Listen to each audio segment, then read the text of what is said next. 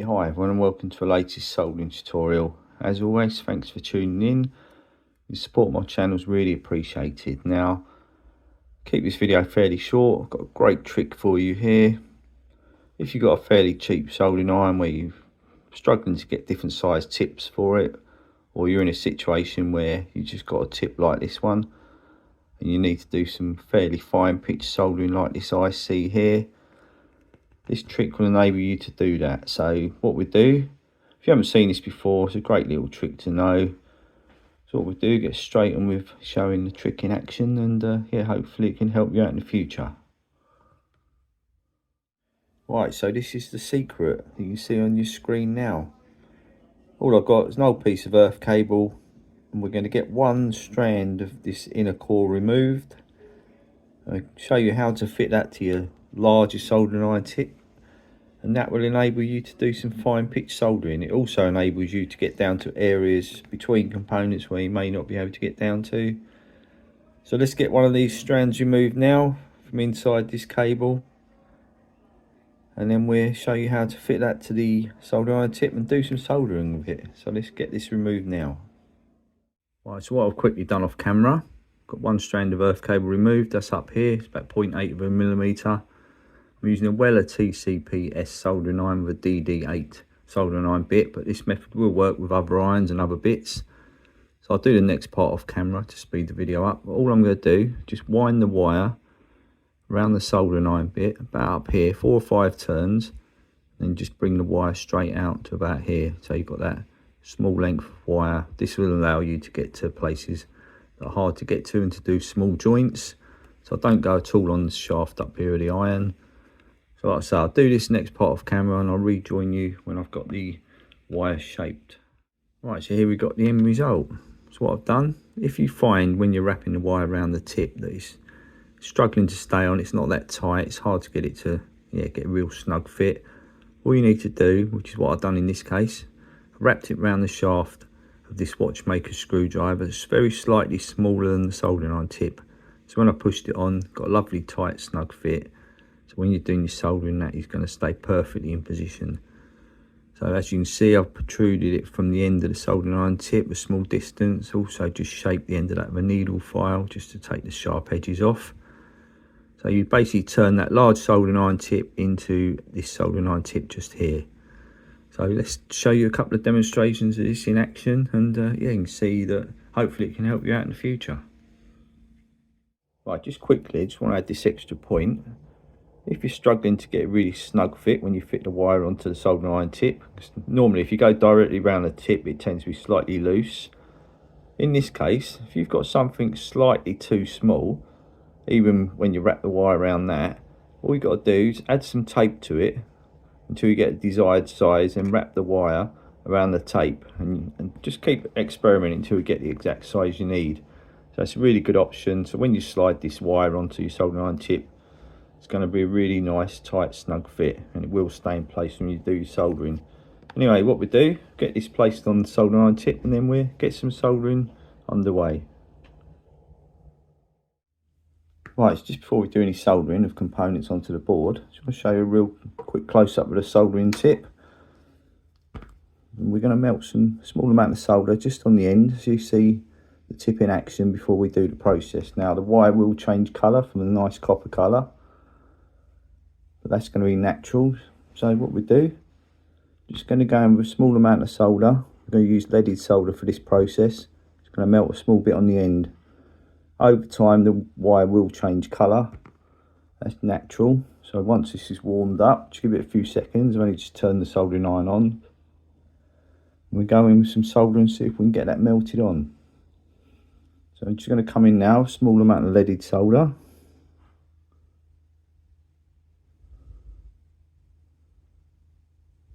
That's going to start melting, as you can see.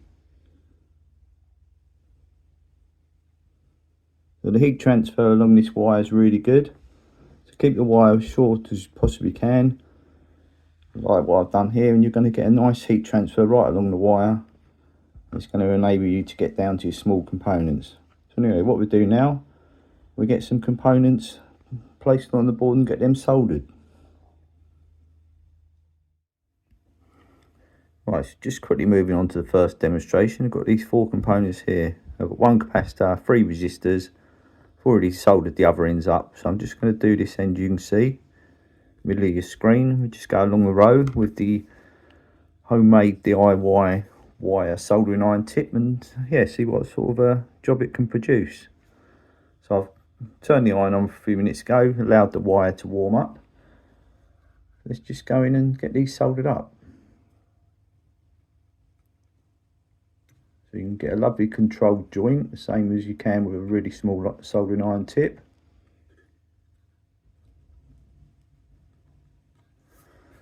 So I've got 4 really nice joints going along the row.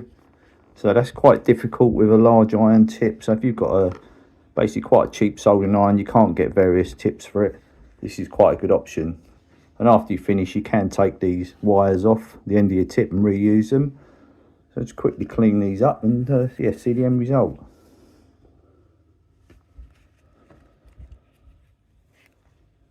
Give them a quick clean up with ultra sold cleaning fluid. As you can see, got a really nice controlled soldering iron joint there, or solder joint. So let's just try and focus in on these bottom 2. Just try and get them, hopefully you can see them clear enough. Got a lovely curved joint as always. That's what I'm expecting with a normal soldering iron tip on all 4 joints. So yeah, that's the first demonstration. Hopefully you've seen the worth of trying to make your own wire soldering iron tips. So I'll just move on to 2 more demos now.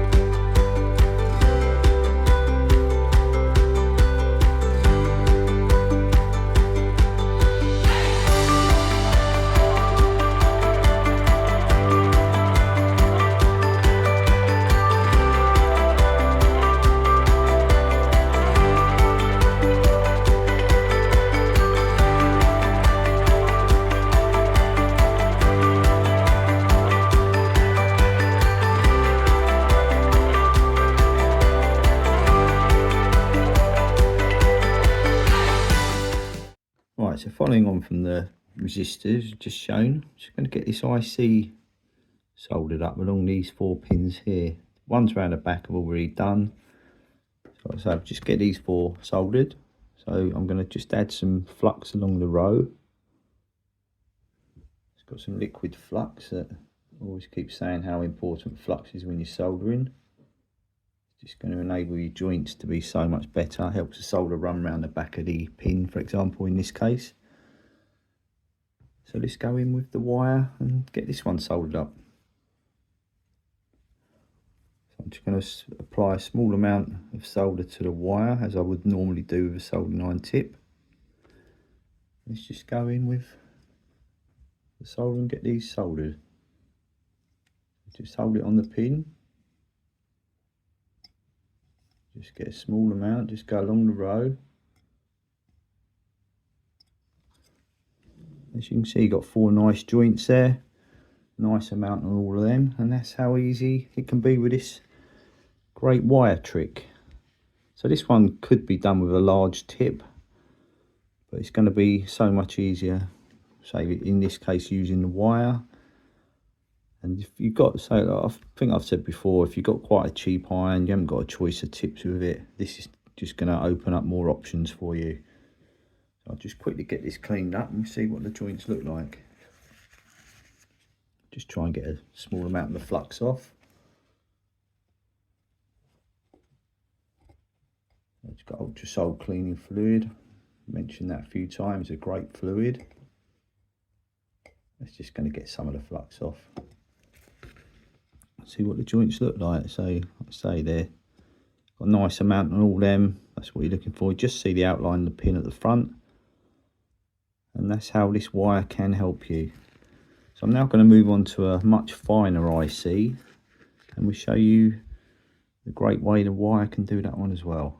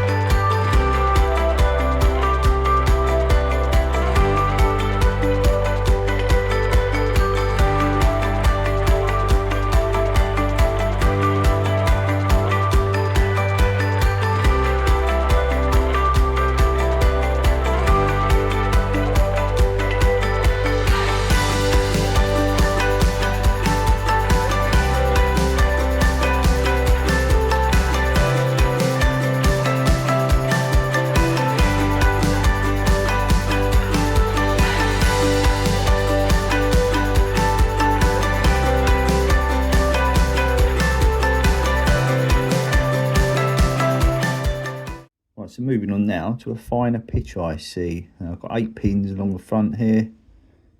I've already added some flux along the row, so we're going to get them soldered up with a wire. This has been quite difficult with quite a large tip, so hopefully I can just show you quickly how much simpler this is when you've got a fine tip, i.e. the wire on the end of your large tip. So what we'll do, again I'm going to do it with leaded solder. So I've got the actual iron set to about 340 degrees, the tip I'm using. So I'm just going to put a small amount of solder on the iron tip, on the wire, and then we'll get these soldered up. I've got 0.25 solder, so let's just go along the row.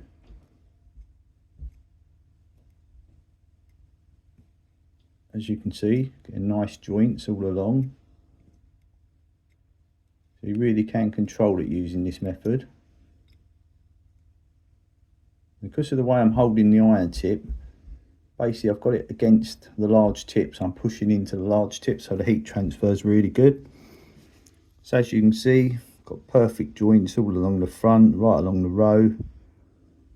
So that's how the wire can really help you out.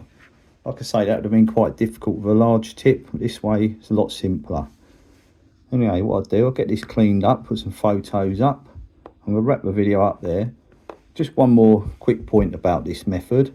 This wire can really enable you to get down. If you've got 2 large components you need to get down in between them to do say a 603 resistor, for example, this wire is really good for getting down even where small tips can't get. So that's just another option where you can use this.